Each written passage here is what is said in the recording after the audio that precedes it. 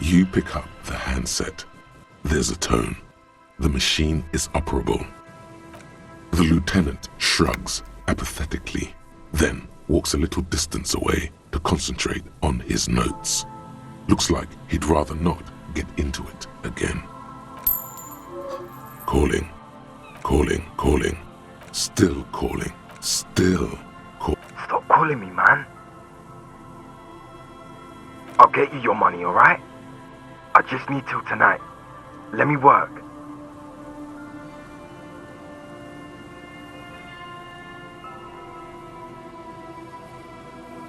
Tethys. Hey! You're not Tethys. Screw you, and don't ever call here again. You're fucking with some serious people. Disconnect tone. Are we about done with this now? I'm tired. Sounds like he hasn't talked to anyone in quite a while. Writing. I hate writing so much, but I have to get back to it. The man disappears with a sigh. You do not hear the customary disconnect tone, just silence in the handset. The machine is still waiting for you to dial a number. Seems like it did not have time to swallow the coin. This sometimes happens. Lucky you, the call went too fast for the payphone to register. You can still make a new one without paying. You close your eyes and put your index finger on the rotary dial, then pull down on the number, then move one up and repeat the motion twice. Strange. This is not how you started before. You dialed 001. This is not the area code of Revachol. It is another destination on another Isola, some far-off nation-state. 005 is Revachol, ZOC. 001 is Grad, on the Grad Isola, where the telephone was invented. The next two digits you dial are the area code for the city of Mirova, 414447. The rotary dial feels cold from the sea air. 1117361. Your fingers keep moving like a spider every time the ring rotates back with a little ring of metal, like a bell tolling. Yes, 451-67451. You are going deeper now, into some unknown place, far away from this island of matter and its telecommunication networks. 451. You have dialed God knows how many numbers. The headset has been waiting silently to relay a signal. Surely nothing can come of this, you think. But it does. A connection. An ultra-long distance call. Your air fills with a crackle, the wash of a strange ocean full of white noise. A little bird starts ringing in there, not like the local calling tone before. No, a small ring in a cage of distortion, far away. A distant network of phones, calling in the night, calling still.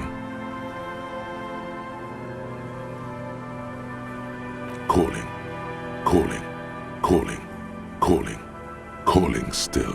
Then the ocean breaks. Out of the depths, a woman's voice emerges, small, the dearest thing you've ever heard. Hello?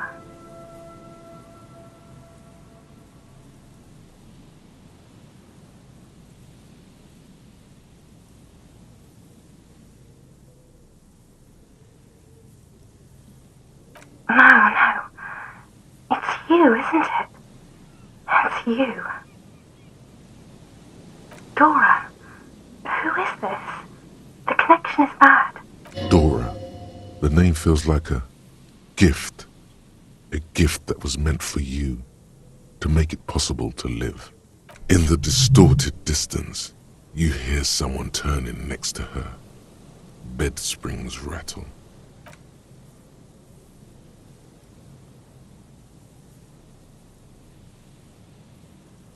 You're not a high net worth individual, Harry. You're drunk. You only have two Maybe 3 things left to say before the change runs out.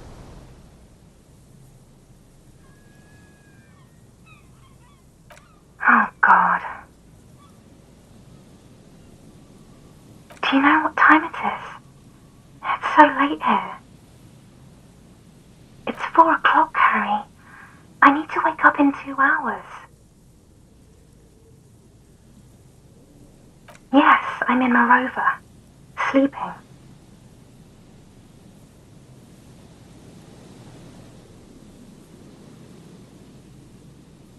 She does not answer anymore.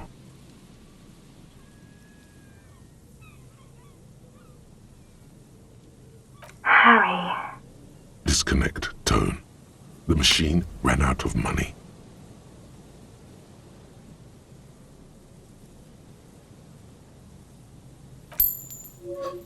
You dial the number again. 26 pulls of the rotary dial. The machine eats the coin, and a terrifying ocean of distance rustles in your ear. In the middle of it, a familiar ring. Small, distorted, calling, calling, calling, calling, calling, calling, calling. It looks like she doesn't want to pick it up, Harry. Stop scaring her. Calling, calling. Harry, please.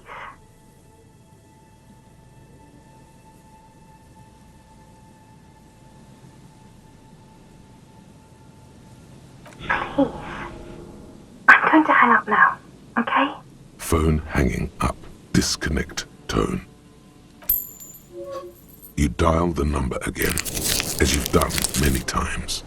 You remember it well now. 001. Calling, calling, calling, calling, calling, calling. And calling for who knows how long, but no one answers. You need to insert more money to call again.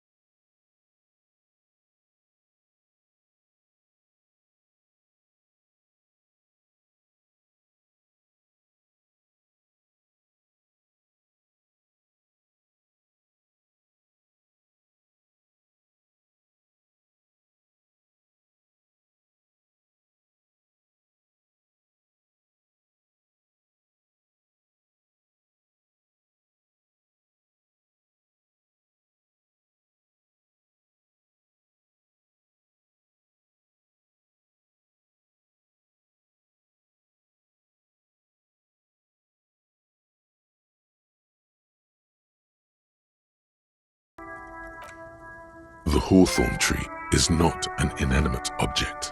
It is a living thing. The thunk against the bark echoes with discontent. The gnarled hawthorn tree on Rue de Saint-Gilles Lane, a wintry breeze blows by, making the magnetic tape flutter. The hurt feelings of the tree are not alleviated by this sudden display of care and emotion. You manipulative bastard. The younger stems and branches are adorned with sharp thorns that scratch your hand.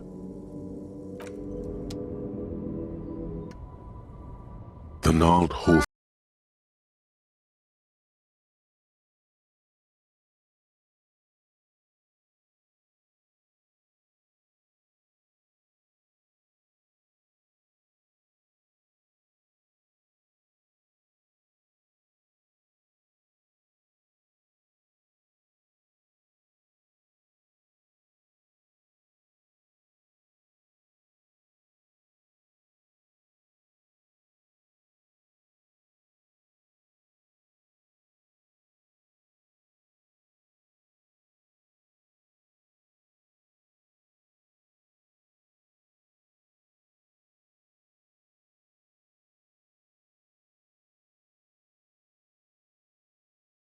shop uses similar tape.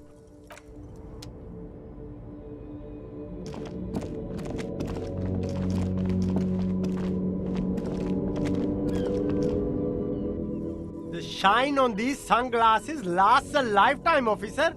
100% guaranteed. Stylish shades, huh? They'd be even more stylish if you paid for them with net worth. Go over and ask him. A good starter pair, officer. And when you're ready to upgrade, come back and see me.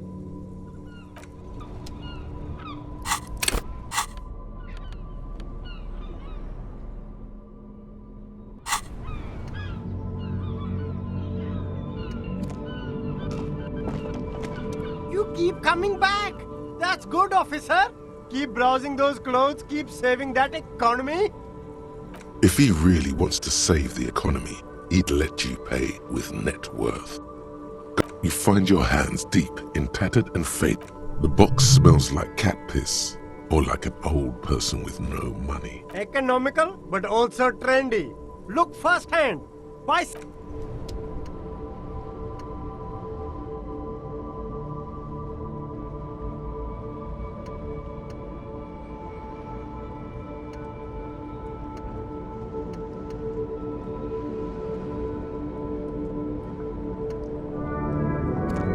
You see, I can see you were tasteful. speaking of luxury, a pair of Faun Ultras. The design is impossibly sleek and simple. A futuristic silhouette with a sleek monochrome colorway, a jet black upper, and a silver-lined midsole. Dedicated, victorious, sporty. These Faun sneakers are a must-have for a track and field legend. Those sneakers, mister. Those sneakers are the latest Faun sneakers. Super air, super fine, super cool. Only 50 Riyal. Only? That's madness. Faun Ultra. We're the future. You remember the slogan from some magazine. These once respectable speakers have been conquered, reduced to a mere prop by the indomitable Faun Ultras atop them. A small heat emboss on the veneer reads, "Solidarity aid from the People's Republic of Samara." The speakers themselves don't seem to display any magical qualities. No, don't look at the speakers, officer. Look at the sneakers. The sneakers are the stars here. No, don't pity them, officer. These are old Samaran garbage. Don't even look at them. Check out these super cool, fun Ultras instead. Samaran trash. That sounds like they're from the Samaran People's Republic, produced under the dictatorship of the proletariat. No way, officer. These aren't for sale. They're bad speakers. Low-fi socialist junk. No, officer. You're a high-class policeman who accepts nothing less than the best. Lucky for you, I've got the best on sale. Well, if you want them... But see, They are the pedestal for my sneakers. If I let go of the speakers, where will the sneakers go?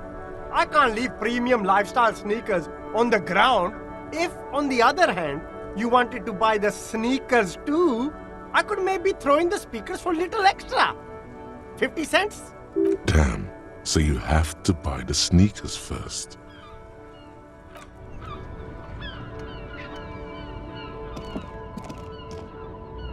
You see a Samaran street vendor surrounded by a motley assemblage of goods. When he realizes you're looking at him, his face breaks into a wide, welcoming grin. The name Sileng is embroidered over his breast pocket. Happy shopping, officer! Everything's cool here. Everything's cool.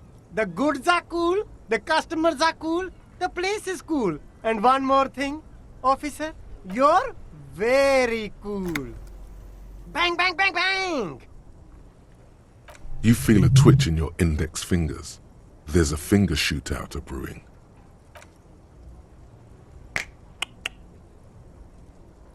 Don't shoot, officer! Have we got an arrest here or just a shakedown? Even better. It's like a shakedown, but somehow legal. This is civil asset forfeiture. Oh! You're threatening my inviolable property rights! Good joke, officer! You're very funny, you know that? He does not need your money. Please disregard that. We're just here to ask some questions. Of course! Fire away! Only the coolest goods in Revachol. I've got sneakers, speakers, extremely comfy pants too. Try them on right here. No shame, only freedom. I'm an entrepreneur, officer. I've got sources, buyers, suppliers, distributors, manufacturers, wholesalers, all extremely cool and above board. Good joke, officer! Here we don't have permits, just economic freedom. Take a look around. You glance around the decrepit buildings, the miserable weather, the sidewalks strewn with sunflower seeds and a dust-choked air. It's beautiful. Beautiful freedom. That's right. Revachol is the best place for an independent self-employer like myself. That's why it's so cool with all the models coming here and cool celebrities. No need for discounts at ceilings, officer. Everything's already on sale.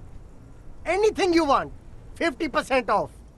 But did he first mark them up 100%, just so that he could put them on sale? My man, you know how the game is played. You and me, we should work together. What do you think? Shake things up? Anything for you. You mean these delicious pre-packaged shelf-stable meal kits? Really easy to cook, no hassle, really cheap too. Buy some, try them out. No hassle. There's a little of a hassle here, it appears. A moral hassle. No problem here, officer. I get all this from one of my suppliers, an extremely reputable guy. Wait. Humanex. Humanitarian aid. What? A convincing performance. Bravo. Look, officer, I'm just a retailer. You'd have to talk to my supplier if you got questions about the supply chain. That's how the game works. Interesting. We'll need more if we're going to pin this one down, he thinks. Good questions, though. Sharp eyes, officer. It's for show, my liege. He knows you need more than this to bust this guy. Later, perhaps. Me? It's a boring story, officer. Who cares about the past? I'm all business now. All Revachol. This man probably comes from Seaguy, sometimes known as the Apricot Suzerainty, an archipelago in the Samaran Isola. Very sharp, officer. I'm Serais, from the Sigai province of the Serais Empire. The apricot suzerainty, you know? Apricot suzerainty calls to mind an era when the Sigai archipelago was colonized by Revachol. It's a bit of a slur, in other words. The apricot suzerainty is what the Sigai archipelago is commonly known as in Revachol. It's a bit of a fraught term, I'm sure you understand. No, apricots come from Sigai. My grandma used to grow them. But Sigai is a shithole. That's why I came to Revachol. Here's much better for an independent entrepreneur.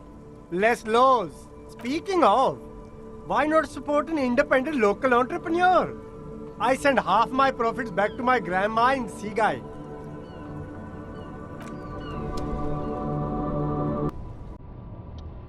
Everything's still cool here. Start with a little compliment, then work your way up from there. This is about business, remember. Oh, okay. But why, officer? An investment? What kind of investment?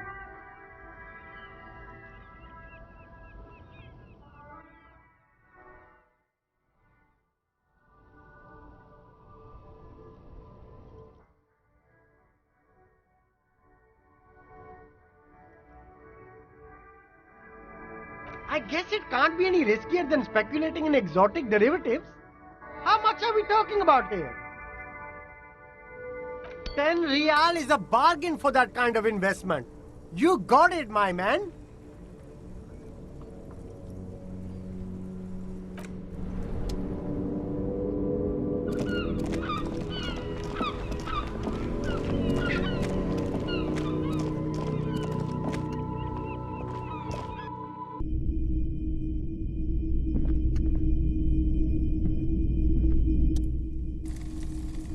Hello. Let me know if I can help you with anything. You mean re-spool it? Yeah, I do, but I'm not some Mr. Fix-It. I'm a pawnbroker. If you want to pawn the tape, sure. Although it looks pretty worthless. Just explain why you need this so much. He's bound to understand.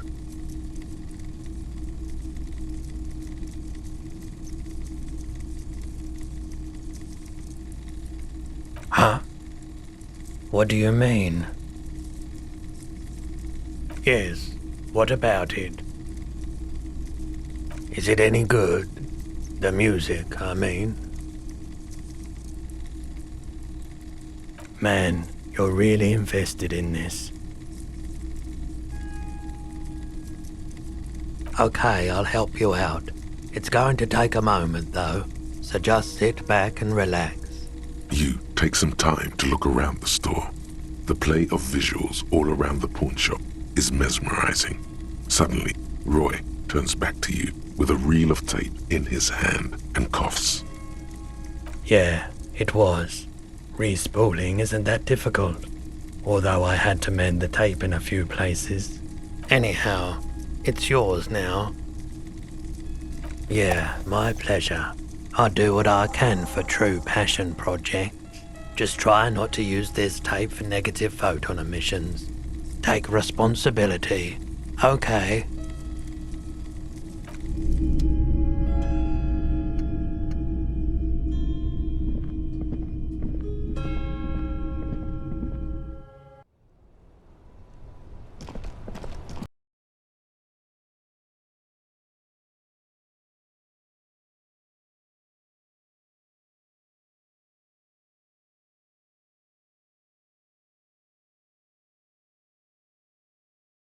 Now,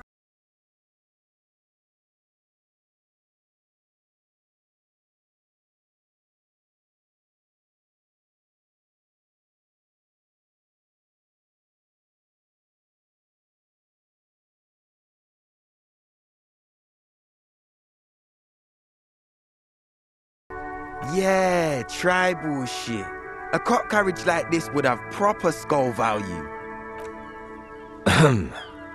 While I appreciate the interest you take in my brutal motor carriage, I have to stop you right there.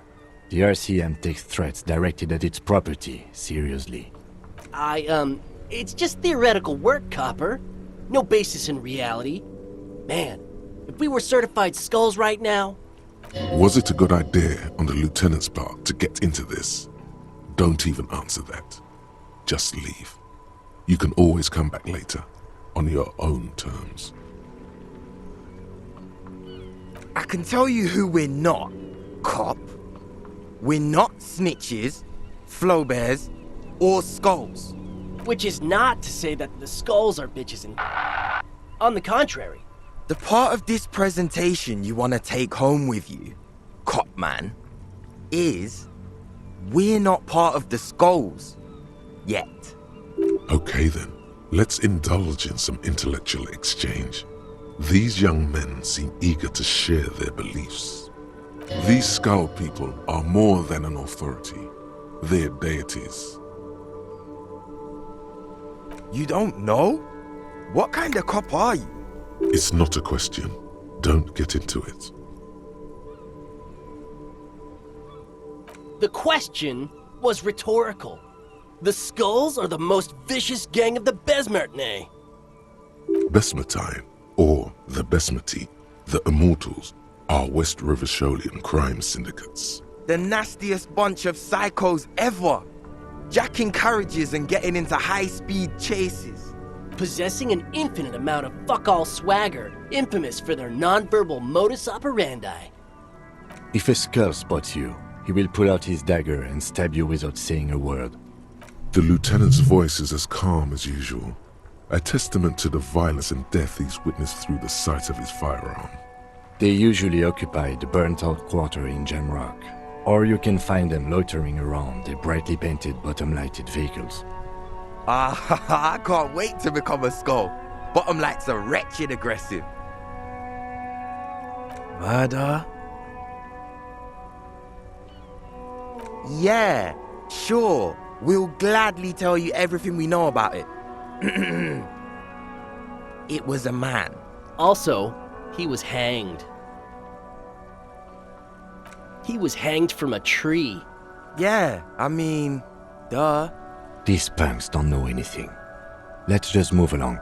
Hey, stop right there. How does one know anything? Ah, this sounds like epistemology, a field so occupied by thought that it begins to question thought itself. However, there is no way these young men could possibly be aware of her work. Exactly. How can one know shit? We should move along. Knowing. We think that we know, but where does the thought originate from? It seems that we can only think, but never know. Precisely.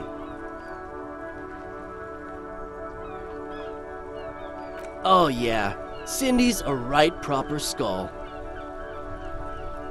Yeah, a true artist of the future. Just like Arno van Eyck. By the way, if you see Cindy, give her our regards. For all their nihilistic posturing, these young men are not lacking in youthful idealism. The lieutenant on your left is unusually lenient toward them.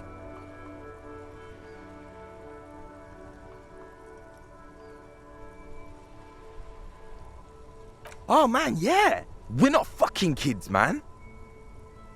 Be wary of the abyss.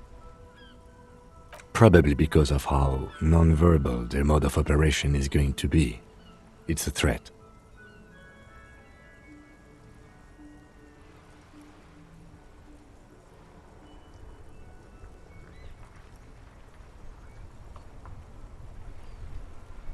But I don't. In fact, I dislike them so much I'm willing to drag you boys back to the station just to calm myself down. Hey, there's no need for that. We're just talking here. Joking too. Stay light, man. Yeah, didn't you cops, like, have some questions about skulls or some shit? The Union does their share of policing in Martinez, at least where gangs are concerned. That's why there isn't much organized crime around here. Apart from the unions themselves, of course. Don't you worry about that. We're gonna make up for the deficit. Yeah, we are. We're not franchise skulls. Well, not yet. Once we get our name out there, we'll have a chance to join them. Because we can be just as psycho and vicious. You'll see. But in a non-threatening and definitely legal way. We'll fuck the system from the inside later. Just be cool now. The damage will be tenfold. Right on, fuck. So what's happening now?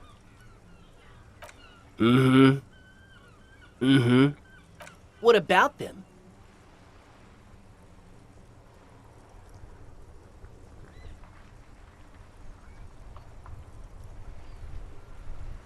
Like I said before, many men keep searching for the one, for so-called true love, which is actually just obsession masquerading as kinship. The thrill of the chase, the hollowness that fills your chest cavity after catching it. I'm wondering if the poetics come with the jacket, or are they derived from something else entirely? To catch a fish, you'll need to hurl the lure many times, and even then it isn't certain that you'll get anything. If you blow up the lake, though, you get more fish in a shorter time. And, for time is of the essence and fleeting ever so quickly, one must think of a way to fuck the whole world and not get caught up in fucking someone. Because when one fucks everything, he fucks nothing. And that, to me, feels glorious. Sticking your dick into the void. Hate to admit it, but in a weird way, he's got a point. Well, first off, it's a statement and not necessarily something that characterizes me as a person, even though the statement has character. And I do like piss. The word piss epitomizes the struggle taking place in the world. Things being defined as they seem, not as they are. And, I guess, it's also about communal spirit, the future, and truly appreciating our differences. Also, you've got to admit, it catches the eye. And since the Grand Piper is slowly but steadily moving towards basing the economy on it, attention, it is imperative that the medium itself convey the message. What I mean by this is, we are all piss and that the world is inherently meaningless. It seems that the young man has a certain expertise in at least one field, even if it's rather narrow. Is it a coincidence that here we have two badass jackets and two badass cops? Yes? Leather jackets adorned with immature writing? The ideology they convey helps the boys justify poor choices in life and fashion. I'm not a fan. What are you implying?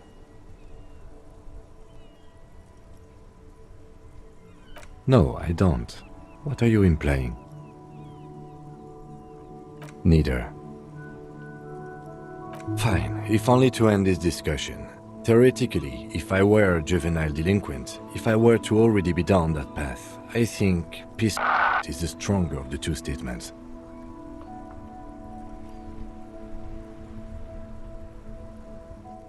Fine. Fuck the world just seemed to fit you more, considering your heroic exit attempts. You always get to be the crazy one, right? Fine then. So are we done here? Or... you don't need us around for your secret whisper party, do you?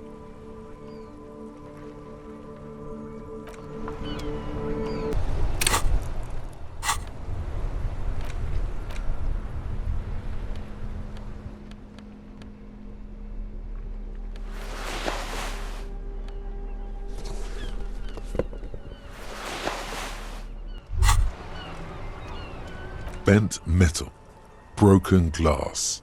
Your path lies strewn with the broken forms of everyday objects. You are the destroyer, the bane of inanimate matter.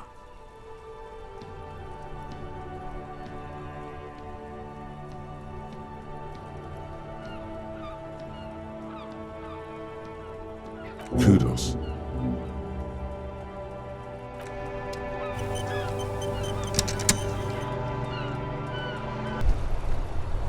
That ride is... Hey, piss. No, no, no. Don't ask anything. Be subtle and scary. The boys dream about being skulls. Use that. Suggest they're massive skulls. Come on. What? No. Skulls don't have kings. I think. And we're not even in yet. Yeah, man, keep your voice down. Skulls don't take it lightly when folks pretend to be them. We're not even prospects yet. Prospect must be a hierarchical term. Probably in the lower end. Wow, you boys are ambitious. Only prospects and already planning a coup in the skulls.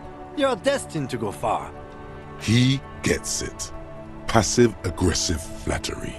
Shut the fuck up. Are you trying to get us killed? Now bring it to the jackets and, yes, start shouting. Please be quiet. What? What do you want? The jackets?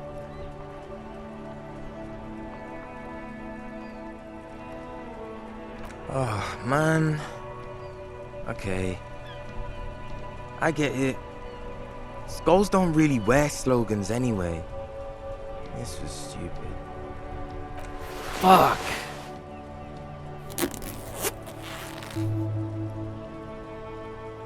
The lieutenant watches the boys take their jackets off with mild amusement.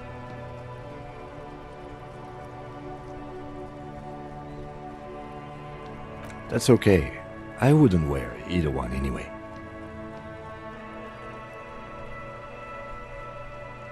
This case doesn't require us to go undercover or raise hell. In fact, I don't think the jackets will be useful at all. I just wanted them to not have them anymore. Cold-hearted cop. Do. I'm fine with that. The jackets are meant to complete each other. If a man was standing alone on a street corner with piss written on his back, it'd just be an individual that has taken a liking to urine. And fuck the world all on its own is, frankly, generic. I don't know, Eric. It's cold out. Yeah, let's get out of here. The cops fucked us.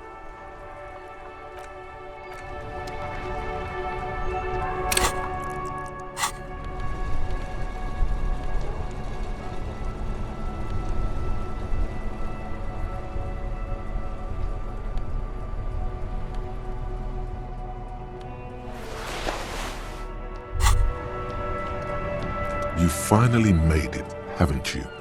People point fingers at you and whisper to each other when you pass by, wondering to themselves, where did that man get such a cool jacket? Did he receive it upon graduating the École Normale Supérieure de Badasserie? Is he dangerous? You are very dangerous, my friend. Dangerous and cool. In fact, no one dares to say a single thing about the jacket. But believe me, they are all very impressed.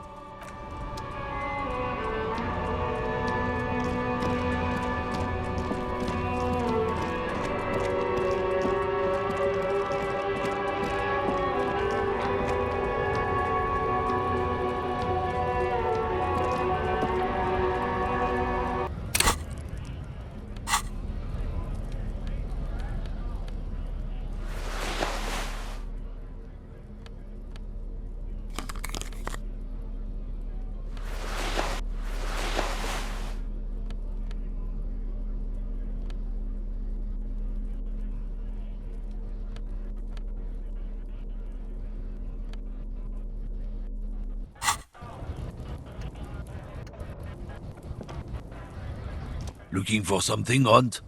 Come to tell me to fuck off again? You could push him by asking him to show you the soles of his boots. He definitely looks like someone capable of a lynching. You've got to be kidding me. What is this, detective?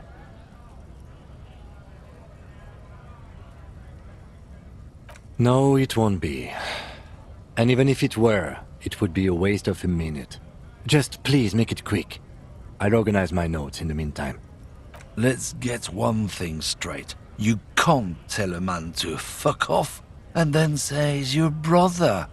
It doesn't work like that. Listen, despite his hostile exterior, this one's got a soft underbelly. He's desperate for affirmation. Massage his ego, feed him a few grapes, make him like you. Now, what makes you think I know how to turn back time? What do you mean by big-time racist, exactly? He's confused now, off his balance. He's looking for signs of deceit. Are you mocking me right now, Runt? People think it's so easy being a lorry driver. Well, it isn't, okay? The rumbling in your stomach says there's something not quite right with this one. You know, I get funny looks from people all the time. I know they're looking at my gut. I can see that. Big fucking deal. A guy put on a little weight. Who cares? Alert. We detect major body image disturbance. He grinds a cigarette butt into the pavement and quickly lights another.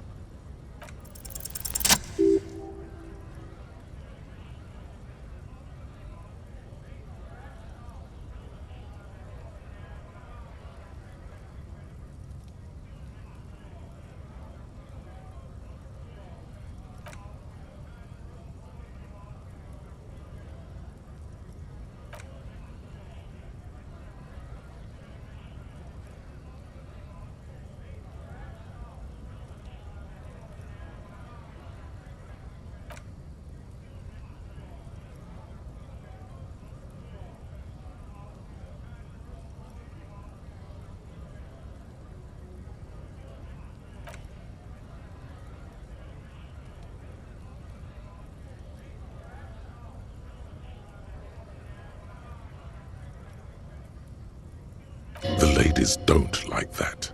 It isn't sexy.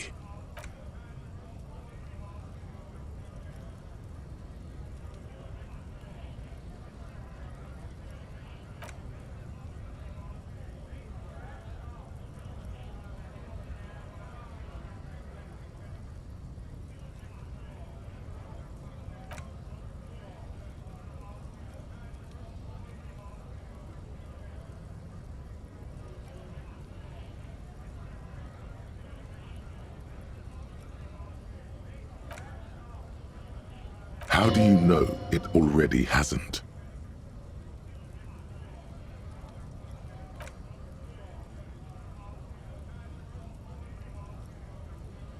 You still with us, Runt? Or are you just gonna stand around like a glue sniffer?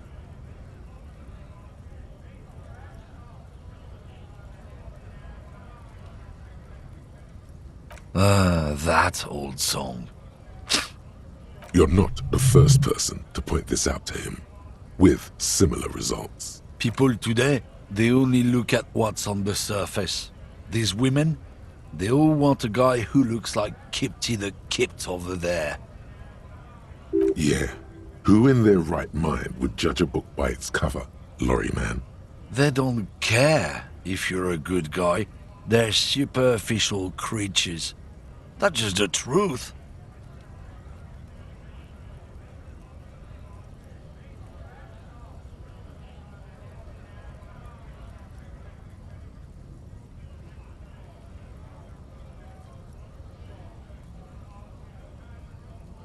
Yeah, sounds about right.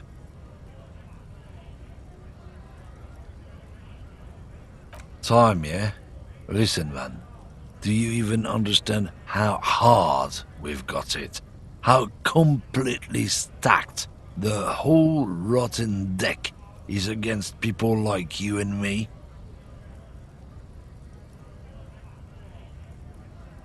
The lorryman looks at you like he can't decide whether he wants to smash something or break down in tears. The silence is heavy and uncomfortable. No, I can't help you. And I'll tell you why. 'Cause you're a runt and an asshole.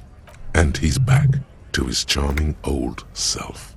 The lieutenant doesn't utter a word, but his face says, "I told you so." This fool is a colossal waste of time. There's no Kingsman inside him, just self-loathing and entitlement. Let's keep searching. Been admiring the stompers, runt? For sure, I can demonstrate them.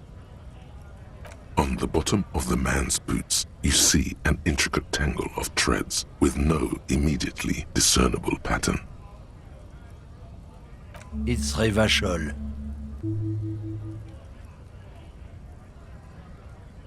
Custom made. Cost me a pretty penny. You'll see when the time comes, officer. True patriots carry Revachol in their very souls. Technically, you're stomping on Ravachol every step you take. I know you people don't understand poetry. Drugs? They're shit, man. I don't let anything pollute my body. You know where that shit comes from? Sarah Miriza, Safre, Ilmara. They take the money from our local junkies here and then use it to outcompete us in the manufacturing sector. They know they can't beat us in a fair fight, so they have to get us to weaken ourselves somehow. It's racial sabotage, racial economic sabotage. Perhaps it's good to agree to get him talking.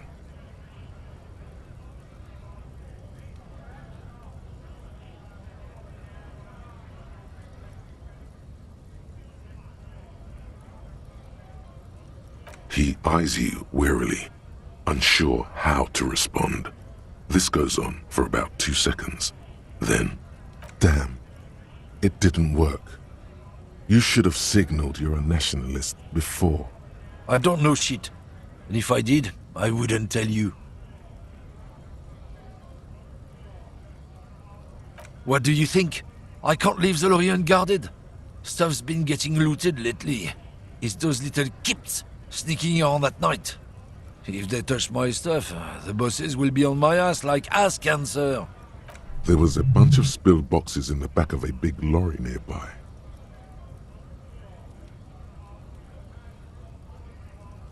Yeah, I knew that guy. He was an honest driver who loved this country.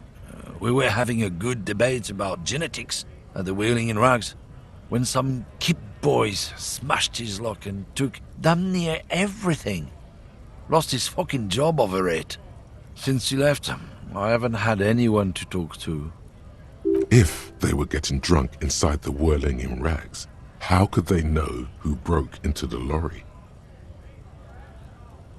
What? Aren't we allowed to say that it's the kips who do all the stealing around here? It's not road science, man. Isn't it obvious? Fucking Sealang, that beady-eyed South Samaran. His little side business is a scam. I wouldn't be surprised if he was peddling drugs as well.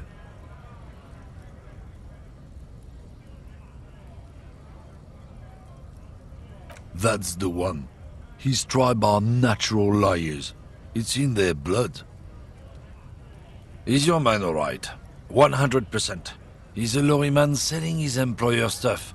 Broke the seals on his Humanox lorry. No doubt he's selling drugs too. I wouldn't be so sure about it. Not until we've heard what Sealang himself has to say.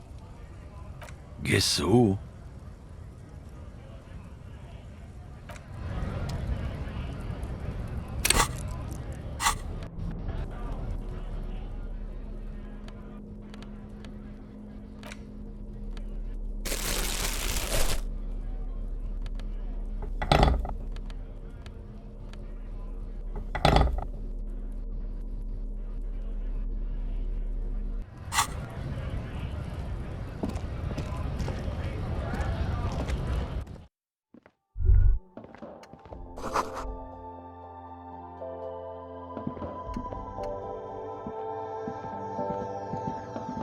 The tear machine stands.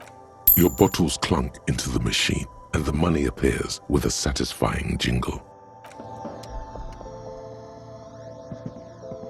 A small cabinet on the wall is filled with various medicine bottles, nasal sprays, and blister packs. They all bear the Saint Baptiste Pharmaceutics logo. Okay, here. I hope Saint Baptiste makes you feel better or... Okay, here. I hope Saint Baptiste makes you feel better or something. Okay, here.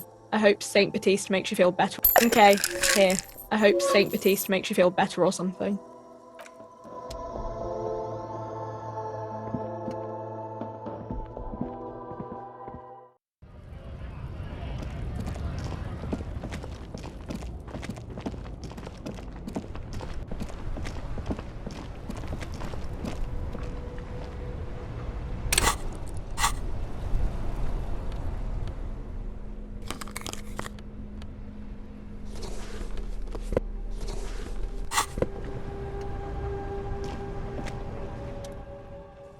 Now it's turning into a...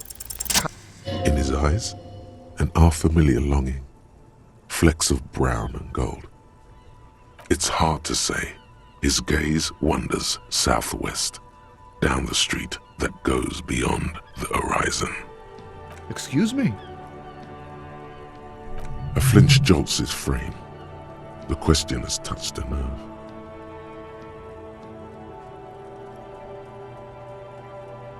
Man, I don't know what to say. Not much anyone can do. There's no helping in absence, you know. I miss my family. They're all I have. My wife, second kid on the way, waiting all the way in Diora. And here I am stuck in this shit, so far from home. Diora of the Seven Seas. It's on the other end of Le Caillou, pretty much, on another island called Laurentide, off mainland. We've got a little place there. Can almost hear my kid laugh when it snows. What's it like? Good. And bad. An ache that brings you joy. I think of them a lot. I dream up these silly scenarios in great detail of living with them. It comforts me. What about you, Copman? You missing someone? Is that what it is? This feeling?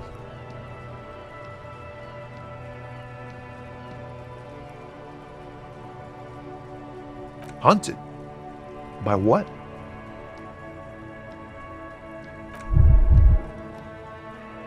An ex-wife?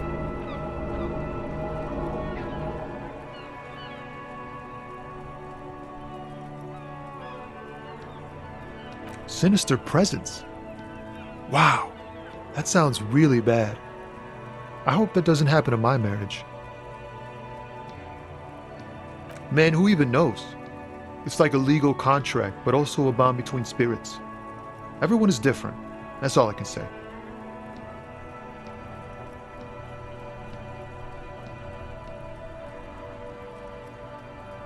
Sure, man, if you say so. But look, man, thanks for this. It's good to talk to someone. I know it wasn't easy to ask, so I hope you find your way through your own troubles. Ah, man, me and narcotics go way back. Had some good times surfing the psychic waves of my own consciousness, you know? But those days are behind me. There are other addictions in my life now. Why the inquiry, my man? Just be straight with him.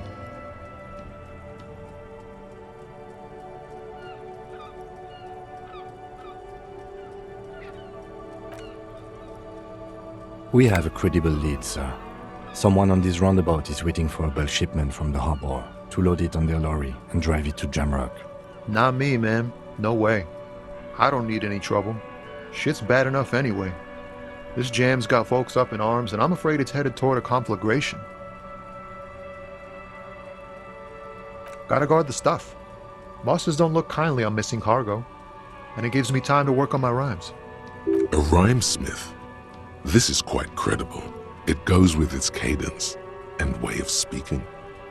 Look, man, I try to stay away from the criminal underbelly of Revachol. I'm a guest here. You really need to find another man to probe with those questions. We wouldn't say he's lying, sire. It's not a lie. It's something else. Impossible to say what at this point, but there's something in him, some trepidation. Wait, there's something here, stored away in some dusty corner.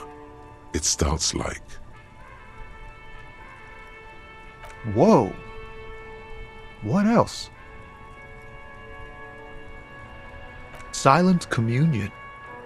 That's good. Dang, that's some great shit. You came up with that yourself.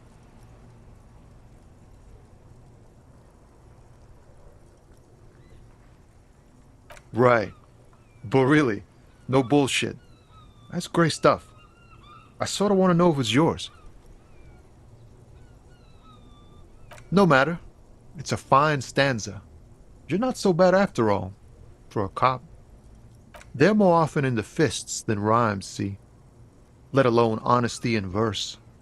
In a small office behind the old military hospital, hunched under the green glow of his desk light, Officer Hans Blau browses through a test print of his Futurist magazine. It's called The Futurist. The typeface on the header is too small.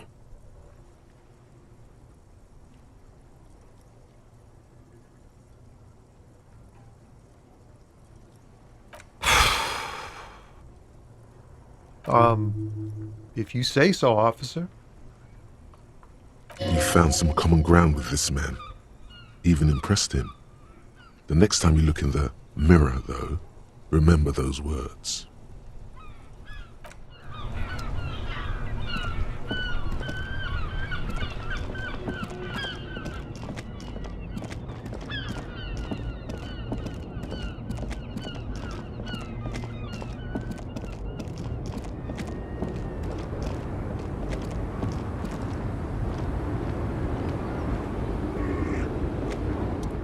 The woman still has her eyes fixed on the photograph in her hands. In the background, the radio plays. Nothing. Her smile just keeps widening. Her hair is gray like lead. If you want her attention, you may need to be more forceful. Where am I? Who are you? The smile on her face has disappeared, replaced by the weary aspect of a cornered beast. Never mind. I remember now. I'm still stuck in that traffic jam in the 50s. The men have small jaws and everything is made out of plastic. Why do you need plastic when you can make the world out of amber? Back in Mecca, during the time of the revolution, the sidewalks and cafes are filled with young people. I was on my way to see a new Boyadero picture starring Gabriel Buendero. Until you came along, that is. This is Gabriel Buendero. A strikingly handsome man looks straight at you, his head crowned with a wide brim hat. His hair is dark as an oil slick, and his jaw the most perfectly chiseled thing you've ever seen. This man's got a hold over her. Even 50 years later, you can feel it. He was the biggest star of his day. Girls used to faint in the aisles of cinema whenever he came on the screen. And schoolboys used to memorize all of his lines. In all likelihood, it's a world that's only ever existed in her mind. Someone was.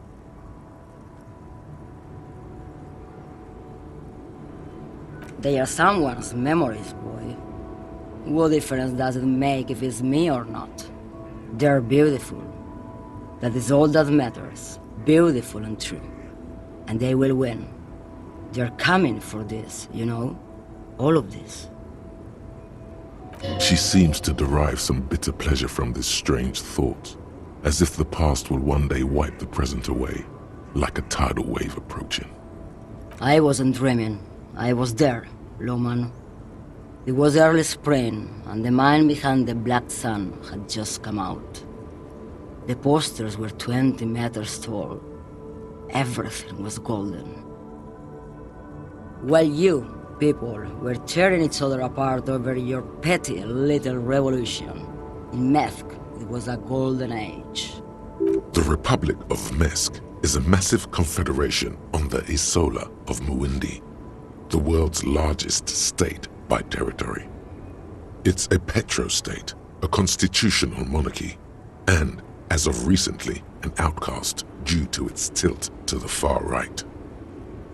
Why not, Harife? It's not like I have anything better to do in this hellhole.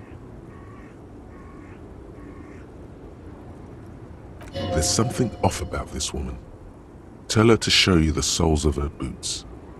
Maybe she was at the hanging somehow.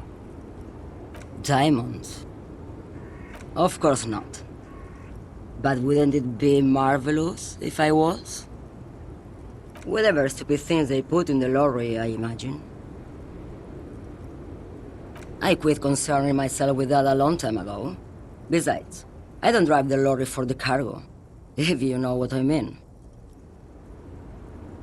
Then it's contraband, lawman. What? Do you want to take an old woman in? Be my guest. Lock me away like Bad Hand Hermenegildo. Bad Hand, Hermenegildos's bad hand, strangled 300 people. What can I say? Some people just really like strangling people. Of course not. To truly understand the boyadero, you need to listen to On the Western Plain. The boyadero, Boya for short, is a cowherder from upstream Magritte, the great steppes of northern Mesk. People like Mañana at the gates have turned it into an ideology of sorts. It's an old ballad about a young girl who falls in love with a daring boyadero. He promises to marry her as soon as he returns from the Western Plain. Of course not. The boyadero returns from the Western Plain a changed man. One night, as he and his beloved are out walking along the river Maigret, she pleads with him to give up his riding and settle down. In the background, you can hear the orchestra swell as the screen fills with the maiden's imploring eyes. So the boyadero strangles his beloved and throws her body in the Maigret. Then he rides off, because the Western Plain is calling to him. You have to understand, a true boyadero needs a whole horizon to himself. He can't be tied down by man or woman. His beloved was selfish. She didn't know what it meant to love a boyadero. What if to truly love a boyadero is to float lifeless downstream? She's just a distracted old woman. We should maybe let her get back to her things. So he doesn't think she's a smuggler. You hear that, lawman? I don't think your partner likes you spending too much time with me. Nothing. I just don't think she's connected to anything.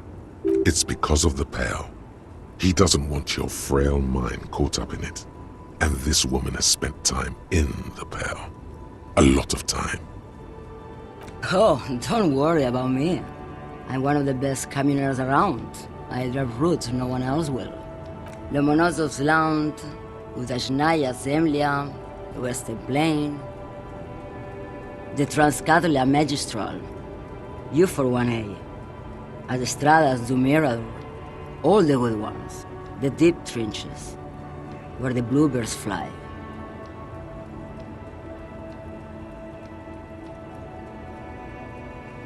You're right, Lawman. I'm the one who should take my health more seriously. Thank you for looking out for me. Is that all you woke me up to say? And what is that? Great. He asked the Pines rep about the bail, and now he's talking to everyone about it. Fine then. Just try not to black out again, and don't contemplate. We don't have time for that.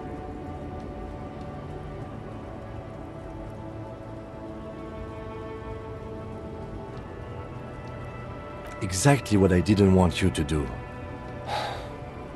Ma'am, my partner wanted to know if you work in Pale Transport. No offense. But your partner? Seems like a bit of an idiot. Republica, a filterless cigarette from Misk.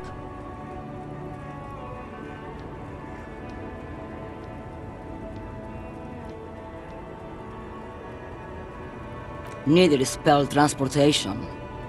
Life is transitory. Like Gabriel Buenguerro in Pergunte a Poeira. You're the opposite of me, then. I remember everything, even things I never knew. The smell of liquor on Gabriel's lips after the shoot, in the motor park. The roses on the day of Franco Negro's coronation, on the grand stairs of Ryle. The smoke from the fowling piece when Dolores Day was shot. The look on her face, like an orgasm. The wound in her chest, my hand in my father's hand. Except I never had a father, and I never shot her innocent Dolores Day. Heroic doses, Hervé, heroic. Thought insertion, dithering, the Grad Catala Magistral. It's more than dangerous, it's sad. But at first I had to make a living. Now, when you've seen it all go away like that, rolling off like the sea, and then come back to this? What are we doing here? For thousands of years, Gabriel. It doesn't have to be like this. We can just give up. We can just become a vapor. Like looking into the ocean at night, in the dark. You cannot see it, but you know it's there. And it's big, bigger than anything. Bigger than all the other things combined. Nothing. Until it starts. When you are deep enough. Then, for me, it's like autumn. Dark, gray, and orange. The orange of street lights and the color of streets in the electric light. It smells like autumn too. It smells terrible. Nostalgia. Cooped up in the cabin, shaking. Terrible nostalgia. For yourself. For humans. It's too much to bear. She loves it. In the belly of an airship, behind the steel windows. So you don't look straight into it. It's not advised to look into it. No, the same one, a roller. They all are nowadays. Special wheels for connecting to the floor of the hold. The wheels all small and round. Multi-axle trailers. Yes. No elaboration.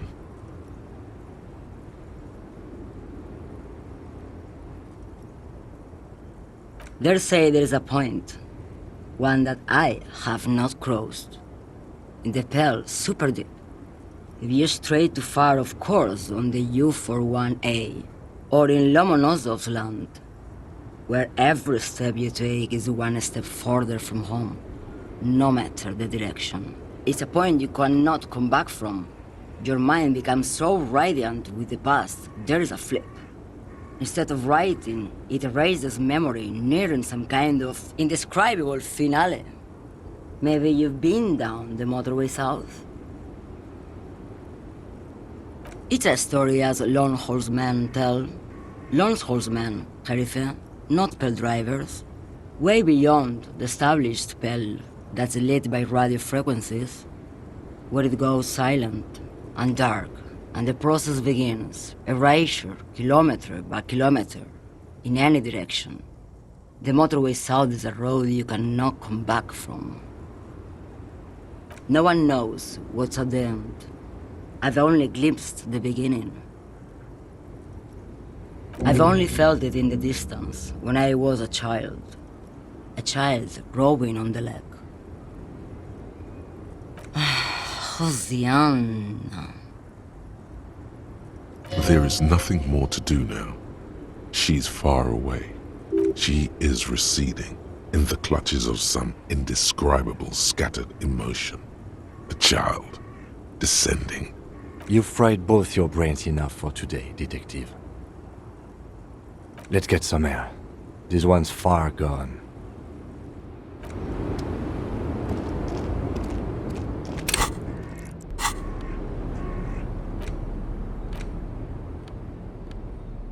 You hold in your hand the colorful primer.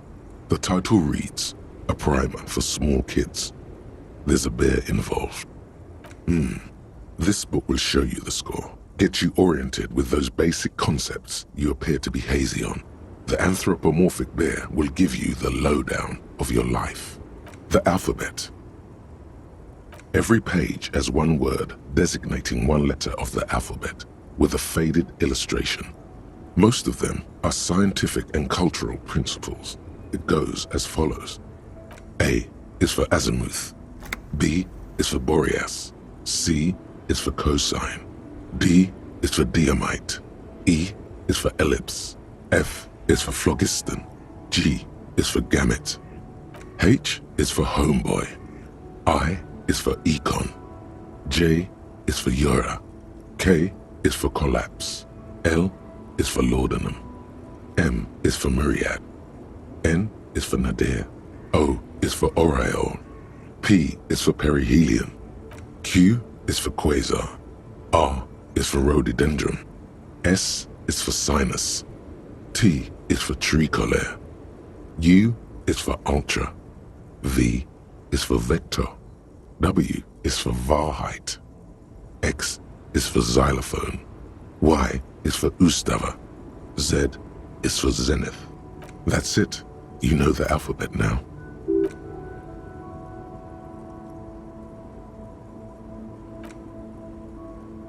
Good. I also know the alphabet.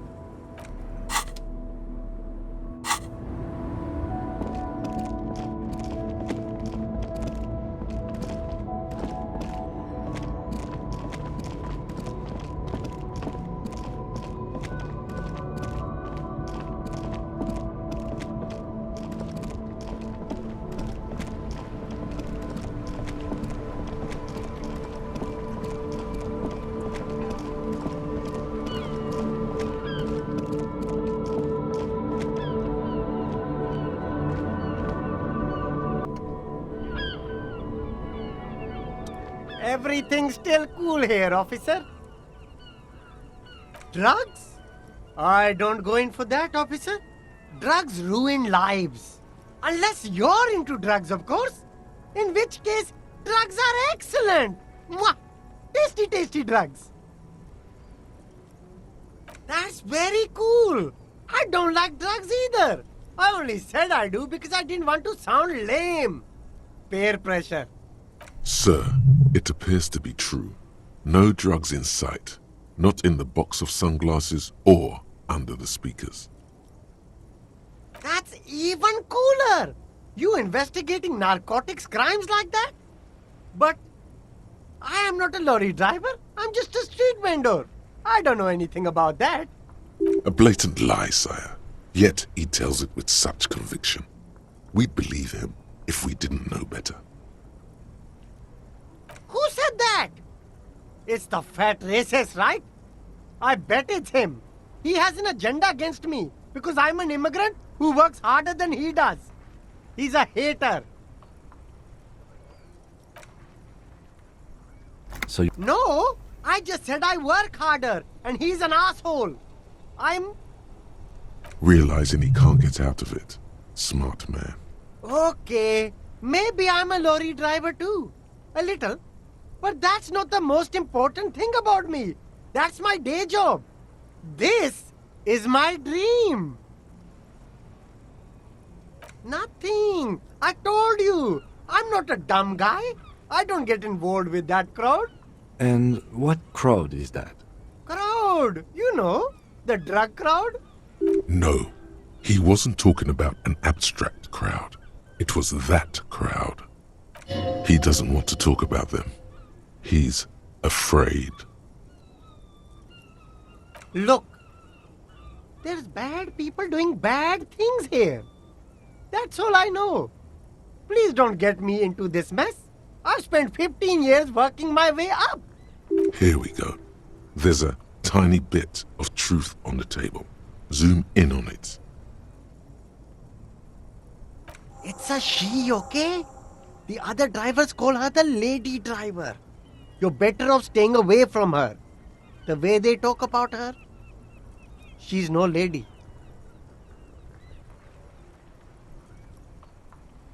A lady driver? Perhaps connected to Ruby somehow. All of them. I don't know. I told you all I know. Are we cool now? I really want us to be cool now. Who exactly is talking about this lady driver of yours? The racist or the other one with the tattoos? All of them. Even the ones who've left. I don't hang out with them. I don't remember who has tattoos. I don't know. I told you. I don't know her name. I don't know. Maybe. If she is, I haven't gone near her. I don't get involved. I told you.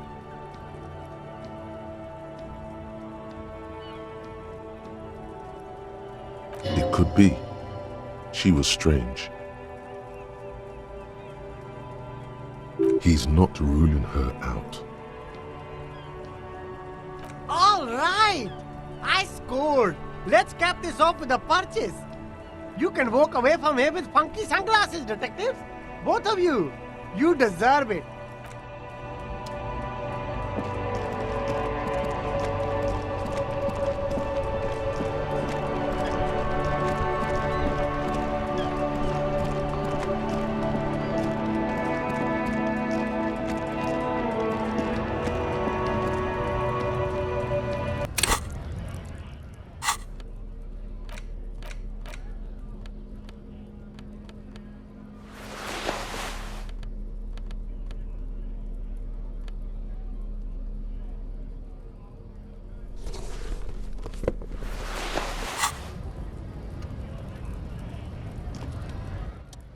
Looking for something, Hunt?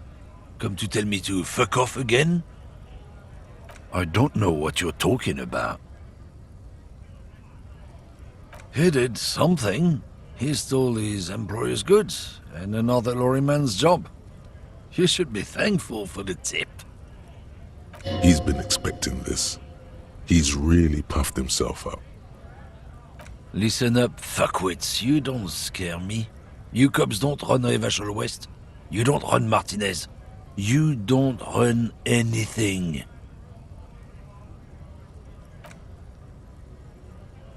No.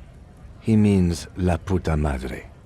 A legendary, and not in a good way, crime boss from Jamrock. Controls what is probably the most powerful organized crime outfit in Revachol West. Looks like the lieutenant has a plan. Let him do this. Yeah, him. Then I presume you are familiar with his peonies. Yeah, they're his little bitches. He's got them all over the unions. Not just the unions. He has peonies everywhere. Some say he even has them in the RCM. Dirty fucking peonies who'd do anything for him. Multi-ethnic drug addicts. The lieutenant adopts a rodentine quality. Be cool, sire. He's getting into this. You're not peonies. You wouldn't be investigating a drug thing if you were. No, of course not. We are not peonies. But if we were, and one of Madre's drivers were to be stealing from him, then it's a good peony's job to find out who that is. He's surprisingly good at this. Not bad at all. Look at him lurching. It's not a hard job. It won't take a long time. It won't make Padre Madre angry. But a stupid fucking racist is standing in the way, protecting this fucking thief. I'm not scared of you or the mob. I'm under the protection of the Lorryman and Carters Guild. You've seen the corpse in the yard, yes? You took a peek. I know you did.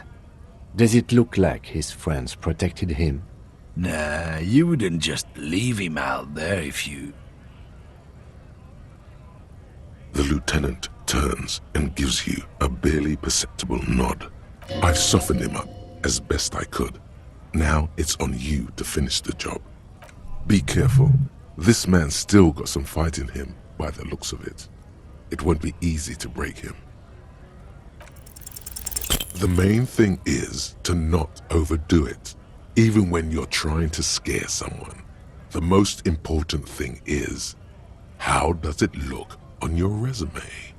And, of course, what social sensibilities you're bringing to the table. Remain sensitive. People are watching. What? What do you think we're doing right now, Runt? We're outside talking. There's some kind of homo thing?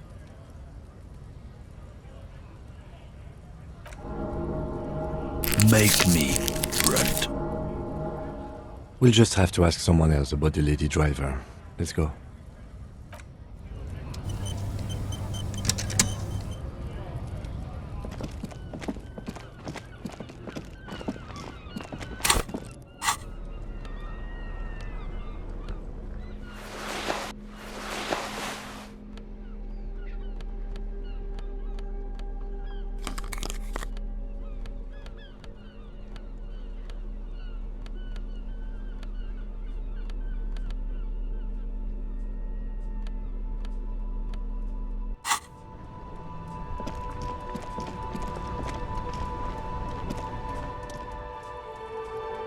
Now it's turning into a kind of a snow limbo, man.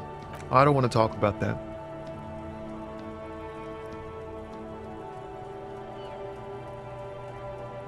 Man, I was hoping it isn't going to be her. All I can say is, she isn't around here anymore. She isn't some evil drug trafficker. And I don't know where she is.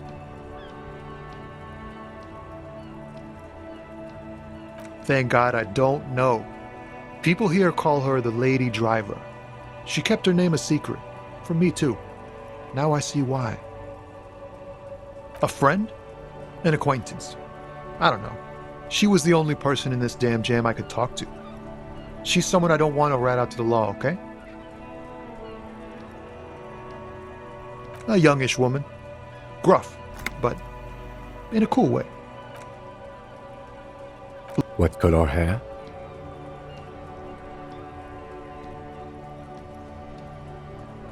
Then she may have dyed it again.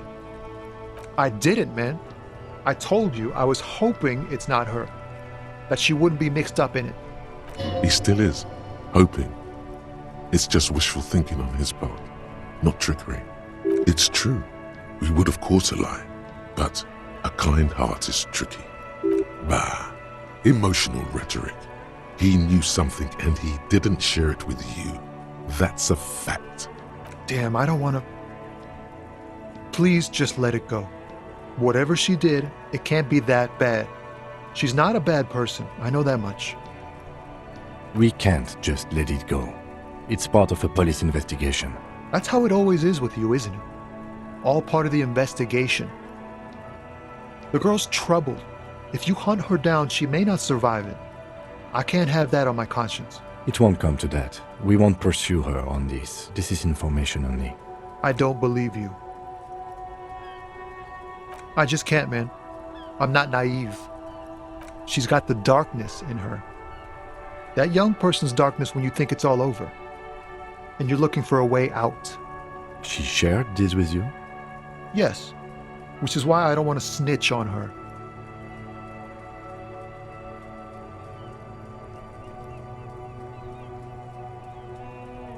I heard the rumors.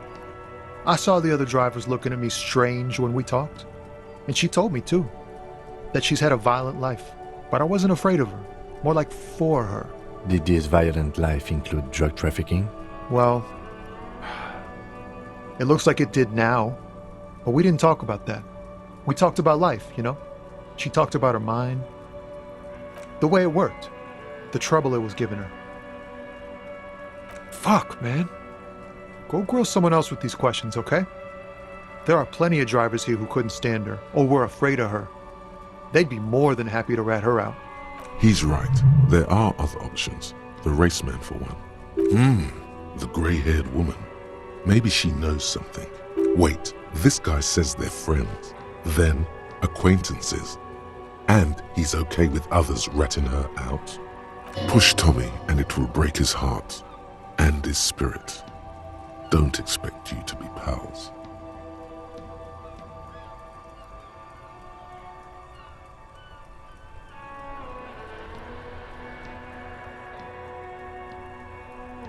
Fine. I don't want to be a butcher. And I don't want to be a knight either. I just want to be a person who can sleep at night. A little fame wouldn't hurt too. You're not going to put a bullet in your head if you blow it, are you? Because she's on the edge, man. Imagine it. An explosion of stars. Goodbye world of men, money, and machines. I thought you were a different kind of cop. The realization that you've used his friendliness and goodwill for your own ends. Here. The keys to a motor lorry. Pretty complex. Looks like a chain lock. Her lorry's still here. Down past the statue of Philippe. The cabin is green. You can get in there with these. That's all I know. When did she leave? Last Friday. No. I don't know. She left them to me. Because she trusted me. So I can get it out of the way when the jam breaks loose. Otherwise... The other drivers would have to tow it or break in to get the machines moving. If they break in, they would find what's hidden inside. Something incriminating. I bet you are. And he's sorry he couldn't be what he wants to be. A good person. His last line, his revenge on the world. Nah. I need to think my own thoughts now. Pray forgiveness for my sins. Go check your cabin. I hope it gets you something. Help someone.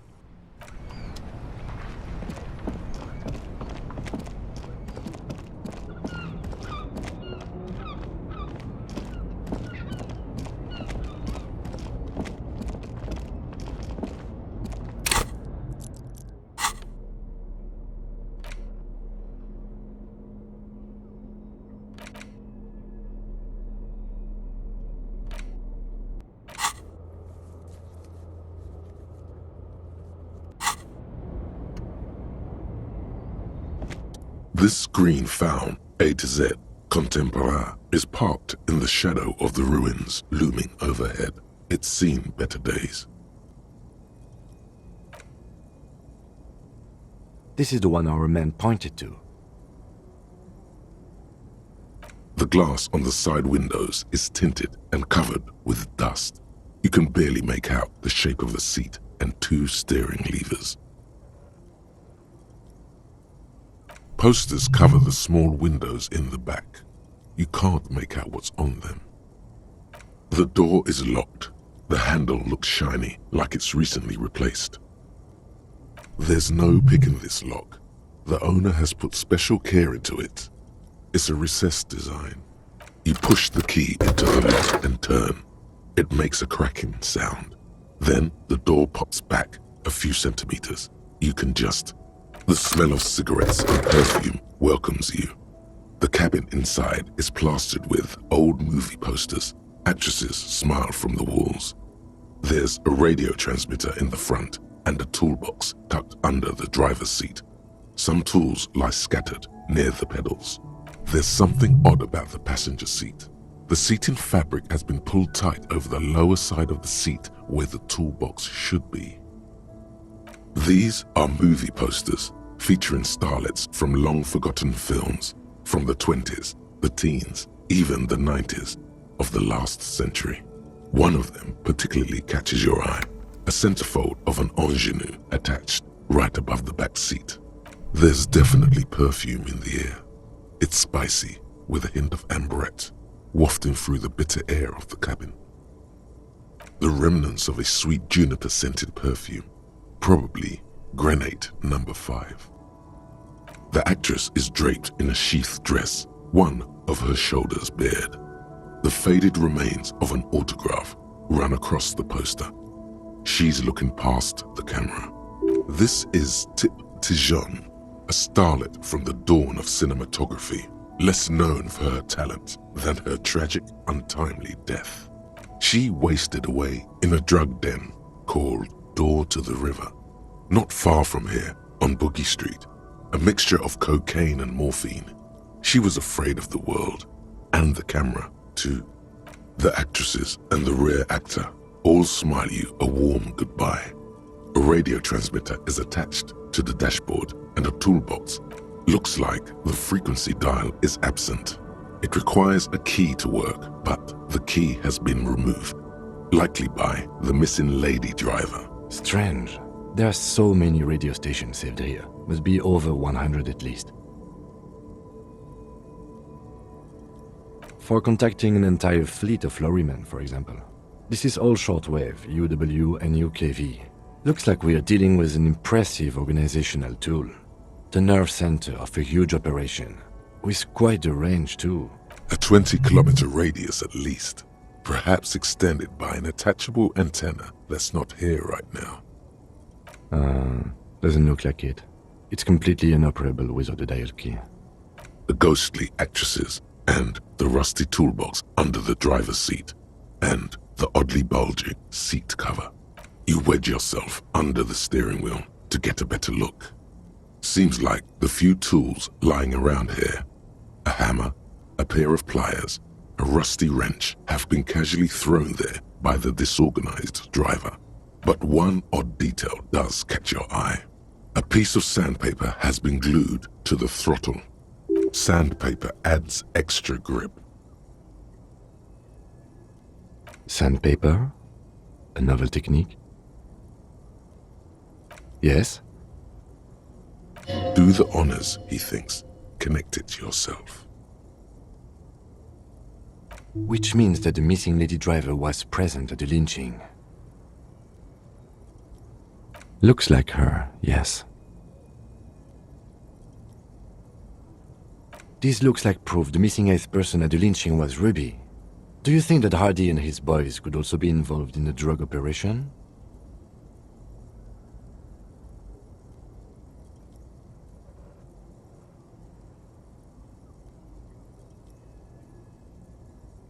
We should talk with Titus, see what he's got to say on the matter.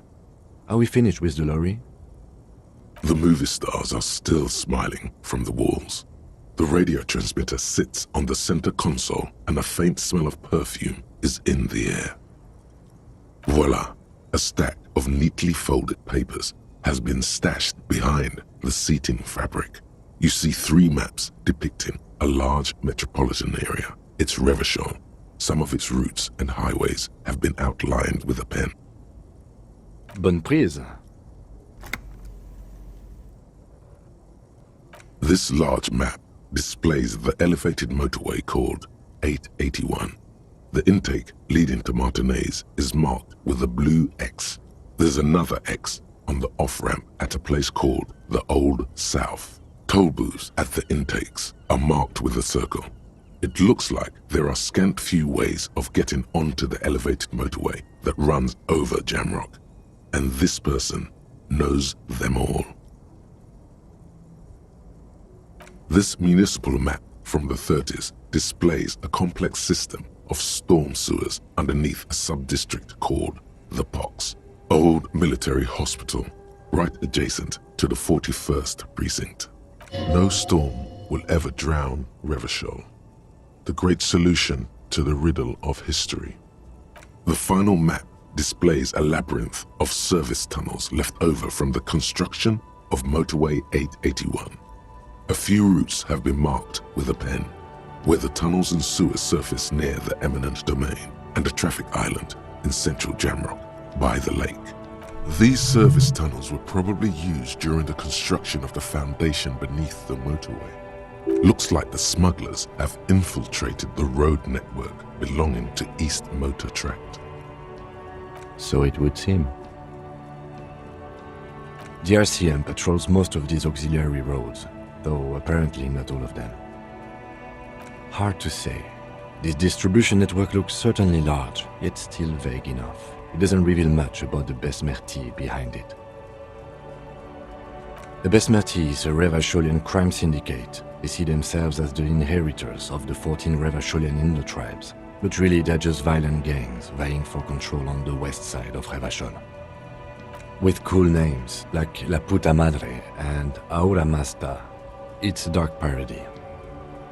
It's definitely not the Union, they just do some logistics. This operation has spread everywhere in Jamrock. If it's that widespread, then Madre remains the most likely suspect. Here's bad news. There have been attempts at a serious investigation before, but they haven't ended well for those involved. Best not to disturb the scene. I'll have forensics go over the lorry and pick this up later. The stack of maps looks just like before, barely noticeable. The movie stars look silently by, and the pull-out toolbox has a rubber handle, worn from years of use. A metallic drawer slides out from the seat. It's empty, except for a folded newspaper. It's an issue of Periphérique from last Wednesday. A piece of paper falls out from its pages. It looks like an article ripped out from a radio enthusiast magazine. Complex mathematical equations explain the basics of something called the Ulan frequency system. The Ulan frequency system? I've never heard of that before. I know of FM, AM, UKV, but... It's an issue of Periphérique. It looks like an...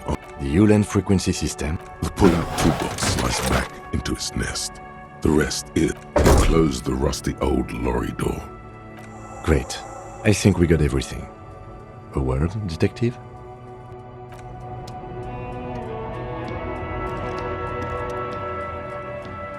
Alright, we've finished here. Let's quickly debrief and go over what we found, so we don't do it in front of the company rep. Honestly, I'm quite worried by what we've seen so far. The evidence seems to point to a rather extensive and well-organized operation. I'm especially intrigued by that radio transmitter, particularly the sheer number of stations it can connect. Looks like this alleged drug trade casts a wide net. This means it's well-funded. Technology like that, a major player must be financing it. I'm not sure what the Ulan frequencies are all about, but they may hold some significance. Perhaps it's a better way to connect between fleets while avoiding frequency bleed, or maybe it's used to tap into RCM networks. Oh, and the maps we found. They reveal the geographical extent of the operation. Looks like they've used abandoned tunnels and access roads to stay hidden. This is useful info. And last but not least, it looks like the Hardy Boys knew this driver, as we know that she was present at the lynching. This may be the Union connection we've been searching for. The probe and the case converged, he thinks. This was quite the find.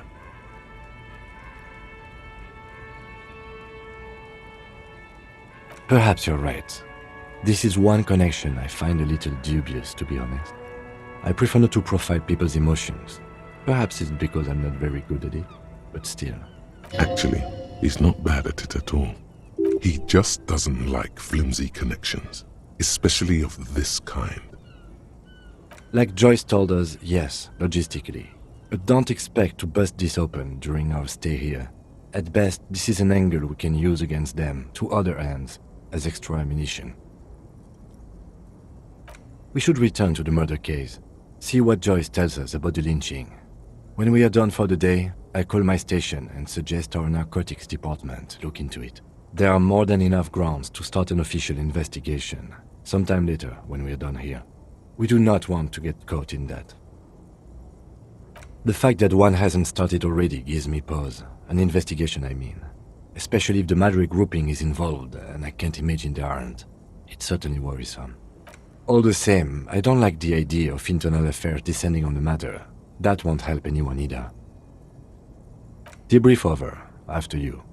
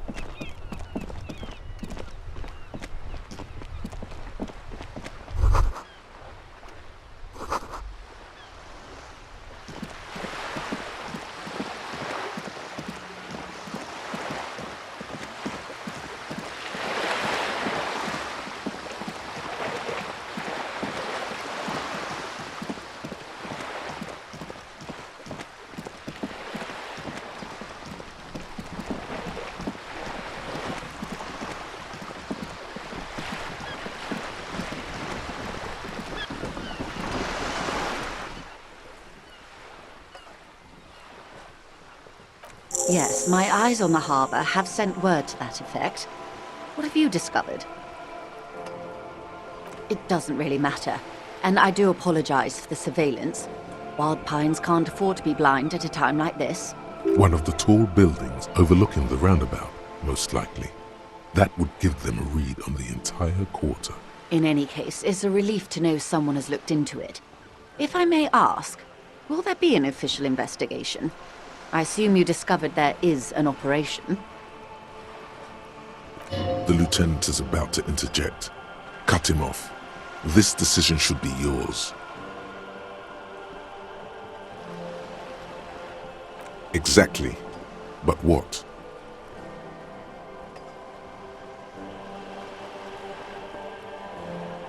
Okay. I thank you for sharing that much with me. My employer thanks you as well. In any case, you've held up your end of our arrangement. Now it's my turn. I wouldn't normally break protocol like this, but the situation demands it. If you don't solve this murder, I'm afraid we may have a bloodbath on our hands. Yes, I'm afraid this strike may descend into a small-scale civil war, with possible consequences for all of Rivershoal West. Since you are sharing, ma'am, this is also the RCM's worst-case scenario. Then we're on the same page, as grim as it may be. I have an indirect role to play, I'm sad to say. My employer experienced a momentary lapse of faith in me. In that moment, they elected to deploy a private military contractor as an insurance measure. They called it my security detail. They were dispatched after I relayed the union's initial offer. Every worker... A member of the board. I tried to convince my employer it was simply a piece of rhetoric, or a joke. They did not appreciate the humor. Absolutely not. These mercenaries are muscle, pure and simple. They are meant to intimidate the Union into surrendering. Who are they, exactly? Crenell, an Oranese military company. As far as I know, 3 arrived in Martinez. They report to me sporadically, but they do not answer to me. To be frank, our relationship is deteriorating.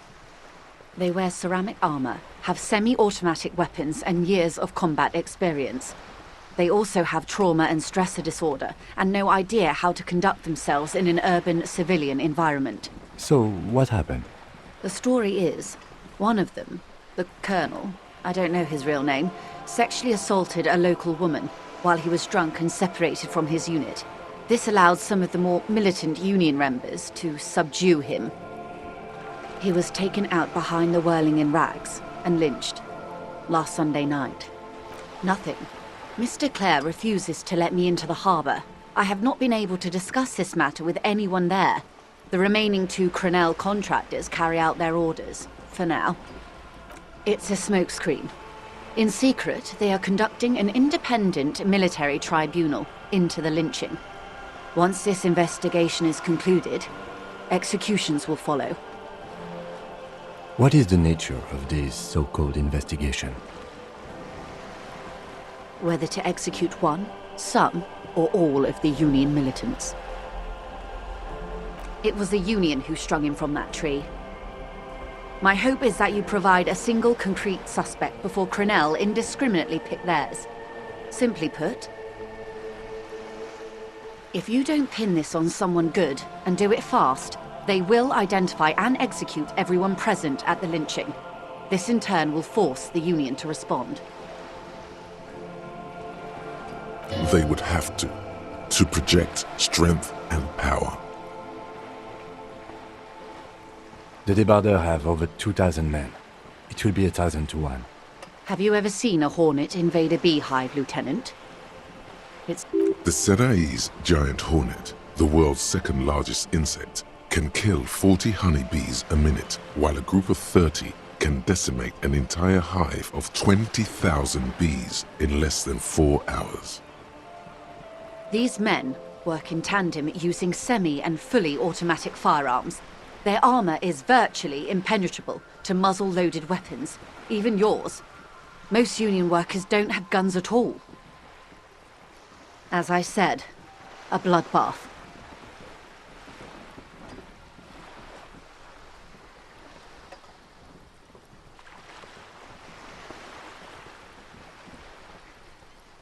It appears you found it, yes. And I'm not happy for you.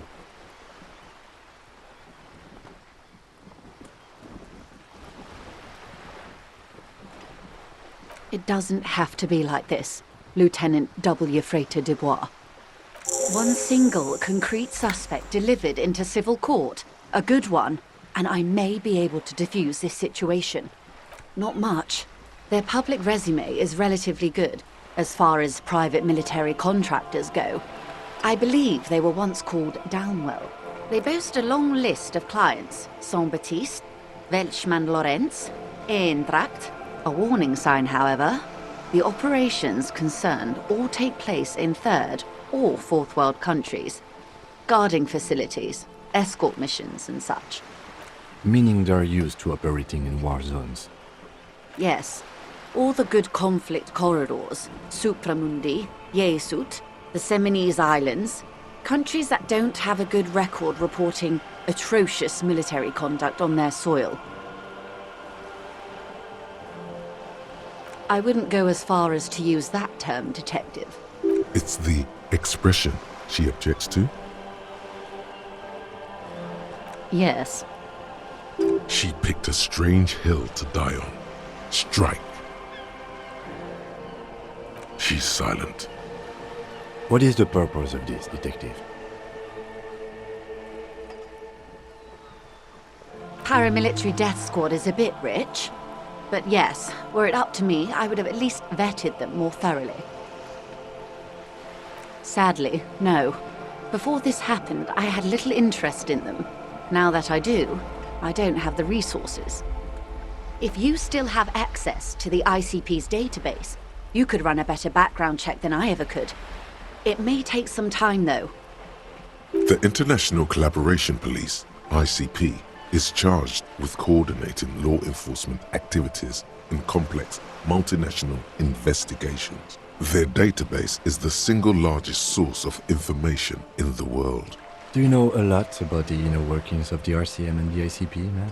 In my line of work, it pays to do your research. I was prepared to deal with the RCM. I did not think I'd be dealing with a group like Crenel. I have, and they will. However, these orders take time to reach what is basically a rogue unit out in the field here. Until they do, it's all on us. She's being truthful. She is pressing them as hard as she can. Or he didn't. This is information passed on to me from some teenagers loitering around the canal. I cannot testify by it. The remaining contractors, their tribunal, it's what they believe. That the man was killed because he assaulted a local woman. I've asked around a bit. This seems to be the accepted story around Martinez. This does not come as news to us, but still. To your knowledge, where did this assault take place, if you know? Last Sunday night, at the Whirling in Rags, the hostel by the gates. Supposedly, the colonel was drunk, maybe on narcotics too. Either way, he's alleged to have sexually assaulted a woman. Sometime later, a group of dock workers got their hands on him. Good. Then you've made progress. It's imperative that you move fast. The tribunal will not be patient. If you mean did I see him alive? Yes. But I did not know him. Lely, his service name, a nom de guerre most likely. He wouldn't divulge his full name. Only one of them did. A bad sign if there ever was one. One is a man, Corty, they call him, a nickname as well. The other a woman, Phyllis DePaul. Corty is the gunner, I believe.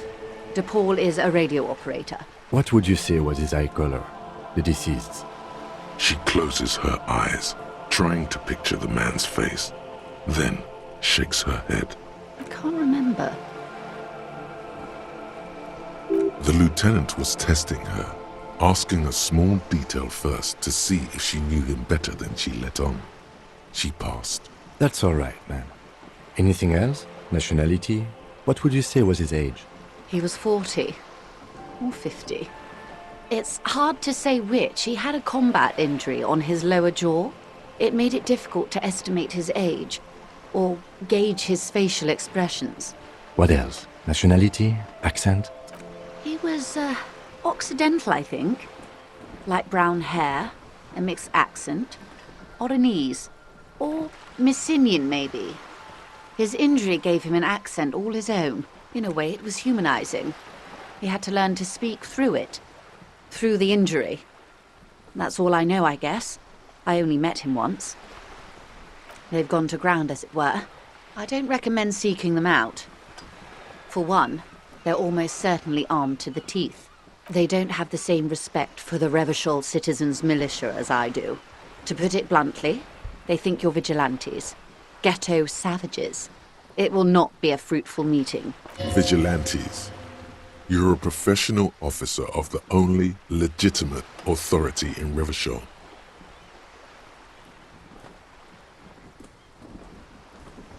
Somehow, I doubt that lecturing them on the legitimate use of force will persuade them to stand down. You're likely to run into them eventually. When that happens, I'll be in a better position to mediate if I don't appear involved. One is obviously the scab leader at the harbour gates. The one chanting the idiotic slogans. He's barely maintaining his disguise. The other has a vantage point in a building south of the roundabout. They were keeping tabs on you while you were canvassing the lorry drivers.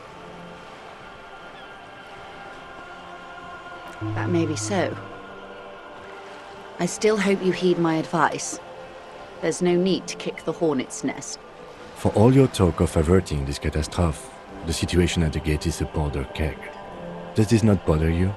Of course it bothers me, Lieutenant. But my hands are tied. How would my employer react if it appeared I were intervening on behalf of the Union? Your concern may be appearances. Ours is keeping the peace. That would afford a good vantage point. In any case, it's practically inaccessible. Where is your radio for contacting them, if I may ask? Do you have an earpiece? Heavens no. I'm not an undercover agent. There's a shortwave at the ship's wheel. I hope I can answer it better. Until the executions start? Truthfully, I don't know. It depends on their progress identifying the members of the lynch mob, and their impatience. They don't report their progress to you? Not on this matter. I'm afraid they consider this a personal initiative. It's a matter of days, not weeks. I am sorry to have been the bearer of bad news.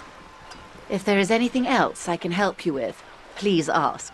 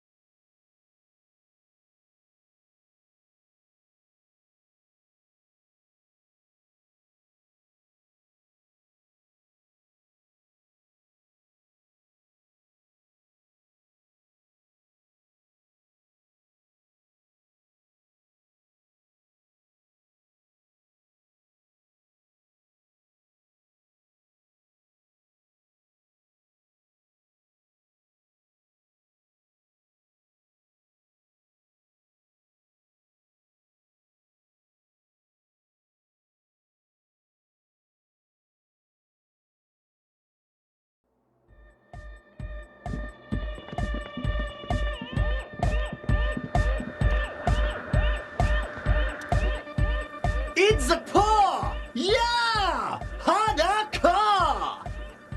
Yeah! It was awesome and scary. Very hardcore. Too hardcore, in fact. I couldn't control it at all. It sucks up all the air in the mix until it's the only thing left. Starts compressing itself and everything around it. Completely fills up the headspace. Extreme! Yeah! Welcome to the gloaming! Oh! I don't know. Maybe someone can do something with this. I imagine this is the sounds that the future could make. Yeah! Yeah! Remix time! Tape goes here, into deck B. A hand on his ear, he listens to the audio through his headphones and shouts. Wow! Did you get this from Arno himself? A great excitement is bubbling to the surface within him. This is big. Listen, I'm just going to show it to you. Ready?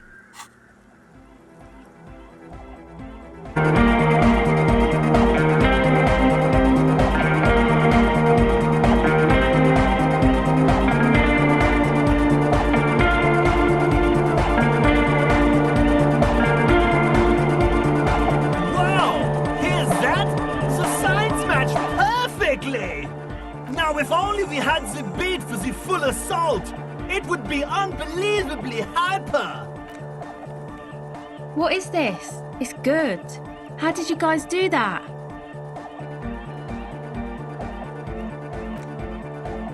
Yes, but what if Van Eyck based his remix on some forgotten local melody, like a folk song, and you just found the original piece that inspired him to create this jam? That would explain why it fits so well. Nah, to me it sounds like classic Van Eyck. I don't think he needs any inspiration from folk songs. Maybe he lives in Martinez and just threw away part of his song because he thought it wasn't good enough. I think it's just happenstance. Chaos in action. Contingencies of our limited existence. That and Egghead's fantastic talent. Noid's right. Egghead's technical talent is the key. No, this is definitely part of the same song. Something cut from it. It fits too well. Something mysterious is going on here.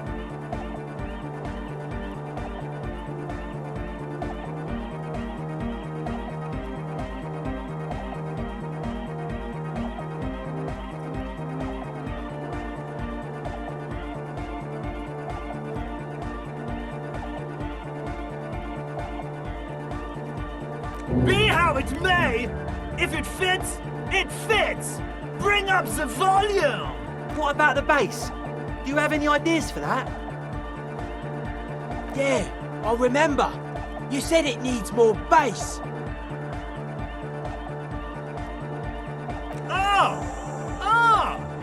But how? What about that compressor Andre was setting up to achieve some sort of parallel processing? Don't be too hard on yourself if you don't figure it out. I think the jam's already pretty ultra. But it could be hyper hardcore!